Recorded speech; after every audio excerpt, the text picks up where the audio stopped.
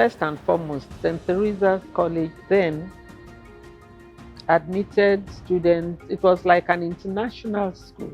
We had Americans, we had Cameroonians, Ghanaians, Liberians attend the school. At least in my class we had an Indian. Our teachers were mainly Irish nuns of the Order of Our Lady of Apostles. And then they recruited European teachers and African teachers during our time. They taught us in our subjects, mathematics, Mrs. Selete, oh Mama, God bless you.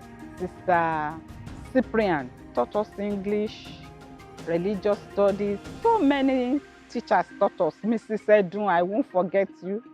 May you rest in peace. They taught us a lot. Sister Magella. There was a teacher, Cecilia Salete, whom I knew very well.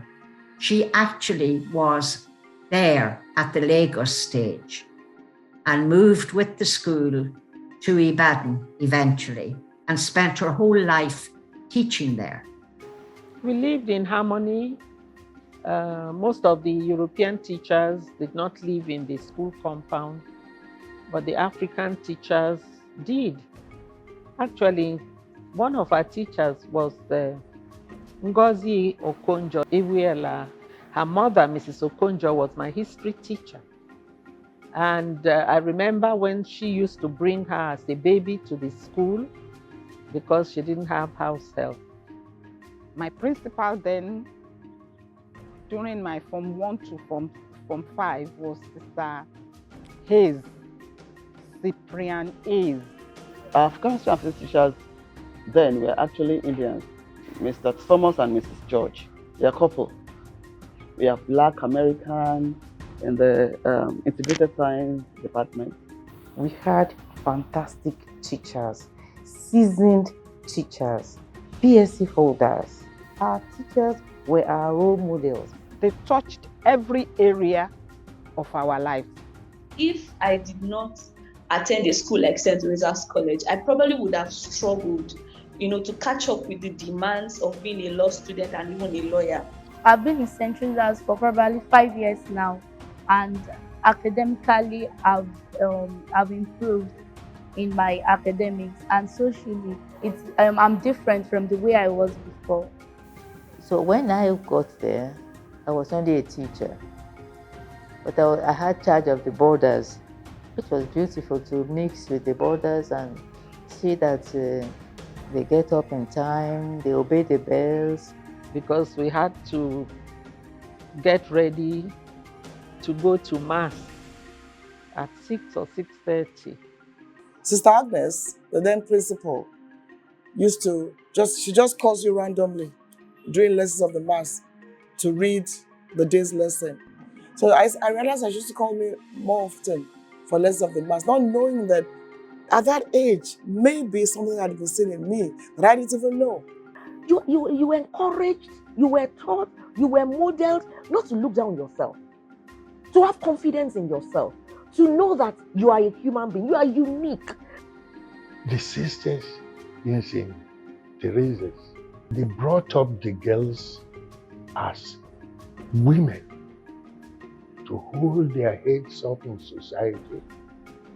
That if you had students talking, you can know those from St. Teresa's from their English.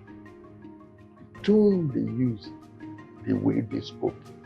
They were being prepared for the society. They were being prepared for the world. So I used to long for it. I used to pray that I would pass my common entrance. St. Teresa's College was a great college. It was #1 college for girls. St. Teresa's College was like a university in our time. It was anything good. They were prepared not just for office work, they were prepared for the homes. It made me who I am today, the kind of wife, the kind of mother I am today. The fact that we're going to be wives, so we should be careful whom we choose as life partners, and then of course how we will become mothers, and the sort of things that we should also teach our children. Honesty, truth, very basic things, but very, very important. We were brought up as ladies. We learned how to walk. We learned how to talk. Everything was geared towards raising proper girls. One thing that the school insisted on was discipline. It's really helped a lot of women. What the Reverend Sisters taught us, to place yourself high up there, to have respect for your body, to have respect for yourself, have respect for your family. You know, it was so big. Everybody, whether you are a Muslim, Christian, there was no difference. I was a Muslim. I'm still a practicing Muslim. But I didn't disturb anything. Nobody forced anything on you. But I read lessons of the Mass regularly. It was soul raising. And the children were very happy to do it. It felt like a military camp. It was torture. They didn't complain. It was for their own betterment. We saw each other as girls and ladies building the future for ourselves and for our country. There was no issue of discrimination. And that was the beauty of St. Teresa's College. St. Teresa's prepared me for virtually everything in life. The foundation was solid. And when I say solid, it's not just the school. The home is very, very important. So as you're in boarding school, you also ensure that your parents must ensure that they're there for you at home. They taught the entire person, you know, in terms of manners, but there were still people, some of the girls that like leave the school and do all kinds of crazy stuff out there. I led a team of 6. And there was this public holiday we had. And we had to stay in school. There's this rice, which we call a father rice today. But it was rice here at Kim. We just felt, let's go and buy this rice now, big deal. We jumped the fence to go out. And we were so happy. We jumped fence, nobody saw us. Then we now went through the back, bought rice here at Kim, ate, enjoyed ourselves, rice and coke. We're coming back, fulfilled. Guess what? The vice principal had said us, Ms. Shangowawa, and she waited for us.